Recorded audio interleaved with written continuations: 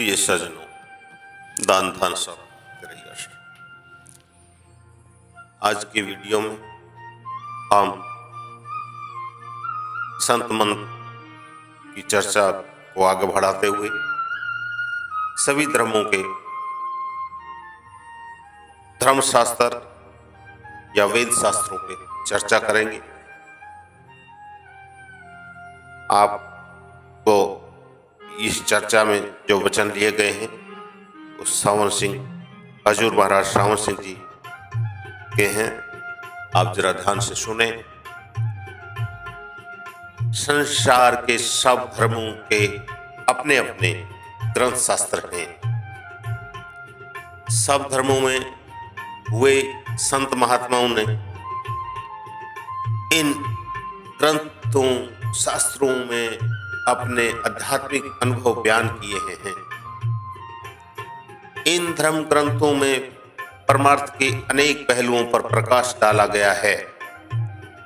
इन धर्म ग्रंथों के पाठ विचार से और इनकी वाणी को सुनने से हमारा ध्यान कुल मालिक की तरफ जाता है। हमें आत्मा और परमात्मा के वास्तविक संबंध का ज्ञान होता है और प्रभु प्राप्ति के सच्चे साधन और मार्ग का संकेत मिलता है। धर्म ग्रंथों में बयान किए गए सत्य का हमें तभी पूरा लाभ हो सकता है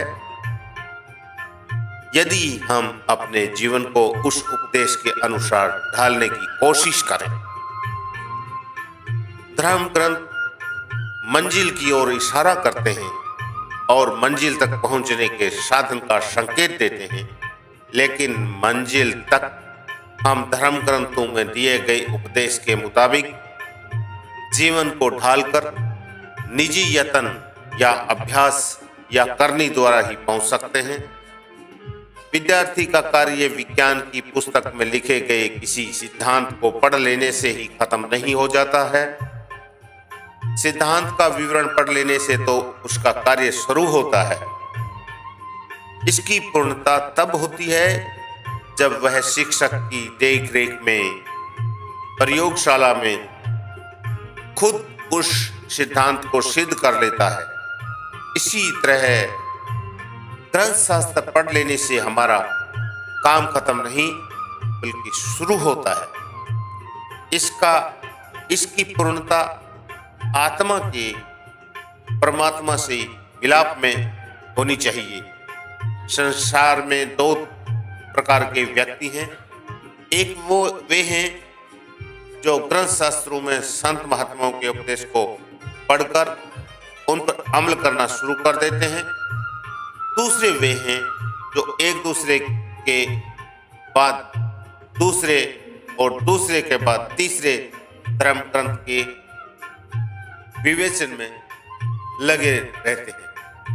वे ग्रंथ शास्त्रों में दर्ज उपदेश के बारे में गूढ़ चर्चा करते हैं और अनेक प्रकार के वाद विवाद में उलझे रहते हैं, लेकिन अपने जीवन को उस उपदेश के अनुसार ढालने की कोशिश नहीं करते। ऐसे लोग वाचक ज्ञानी कहलाते हैं। वे चाहे संसार के सब धर्म ग्रंथों की टीका लिख डाले हैं, टीका टिप्पणी करते हैं, उनका निजी जीवन नहीं बदल सकता। गुरु अर्जुन देव जी लिखते हैं कि वेद पुराण सिंह स्मृति सुधाकर कीने राम नाम एक अक्षर किनका एक जिसु जिया बसावे ताकि महिमा गनी न आवे। आप समझाते हैं कि सब धर्म ग्रंथ प्रभु भक्ति और नाम की कमाई का फल है। जिसने अपनी लिव अंदर नाम से जोड़ ली वह सब धर्म ग्रंथों के स्रोत तक पहुंच गया। उसे धर्म ग्रंथों के सबसे बड़े विद्वान से भी ऊंची अवस्था प्राप्त हो जाती है। धर्म ग्रंथ हमारा साधन है, मंजिल नहीं।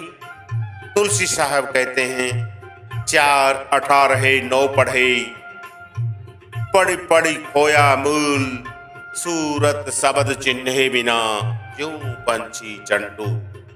आप समझाते हैं कि 4 वेदों, 18 स्मृतियों, 9 व्याकरणों और 6 दर्शनों का पाठ विचार करने वाले व्यक्ति की दशा चंडूल पक्षी जैसी है, जो जिसकी बोली सुनता है उसकी नकल कर लेता है, लेकिन इससे उसकी अपनी अवस्था में कोई बदलाव नहीं आता। गुरु नानक साहिब कहते हैं, सुनिए इसरु ब्रह्मा इंदु, सुनिए मुखी सलाहण मंदु, सुनिए जोग जुक्ति तनि भेद, सुनिए शाश्वत स्मृति वेद। आपका भाव है कि अंतर में नाम से लिव जोड़ने से साधक को देवताओं वाली अवस्था प्राप्त हो जाती है। उसे शरीर के शब्द गुप्त रहस्यों का भेद मालूम हो जाता है और उसे समस्त वेदों, शास्त्रों और स्मृतियों में दर्ज ज्ञान की प्राप्ति हो जाती है। अंतर में नाम से लिव जोड़ने वाला व्यक्ति खुद धर्म ग्रंथों का रचयिता बन सकता है, भले ही वह किसी स्कूल में ना गया हो और उसने कभी किसी धर्म ग्रंथ के दर्शन भी ना किया हो। इसके विपरीत जो सदा धर्म ग्रंथों के पाठ में खोया रहता है, लेकिन उनमें दर्ज उपदेश के अनुसार अपनी लिए अंतर में प्रभु के नाम से नहीं जोड़ता, वह धर्म ग्रंथों का सबसे बड़ा ज्ञानी होने के बावजूद संसार का सबसे बड़ा अज्ञानी है। दान दान सतगुरु तेरा ही आश्रय।